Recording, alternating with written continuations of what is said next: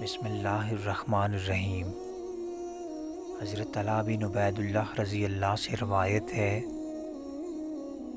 وہ کہتے ہیں کہ نجد والوں میں ایک شخص نبی کریم صلی اللہ علیہ وآلہ وسلم کے پاس آیا۔ سر پریشان یعنی بال بکھرے ہوئے تھے۔ ہم اس کی آواز کی بنبناہٹ سنتے تھے اور ہم سمجھ نہیں پا رہے تھے کہ وہ کیا کہہ رہا ہے، یہاں تک کہ وہ نزدیک آن پہنچا۔ جب معلوم ہوا کہ وہ اسلام کے بارے میں پوچھ رہا ہے تو نبی کریم صلی اللہ علیہ وآلہ وسلم نے فرمایا کہ اسلام دن رات میں 5 نمازیں پڑھنا ہے۔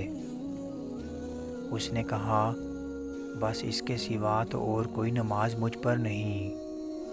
آپ صلی اللہ علیہ وآلہ وسلم نے فرمایا، نہیں مگر تو نفل پڑھے تو اور بات ہے۔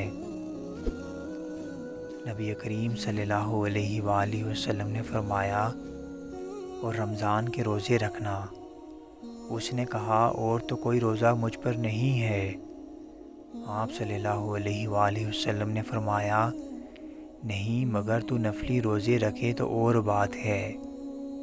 حضرت طلحہ رضی اللہ نے کہا، اور نبی کریم صلی اللہ علیہ وآلہ وسلم نے اسے زکوٰۃ کا بیان کیا۔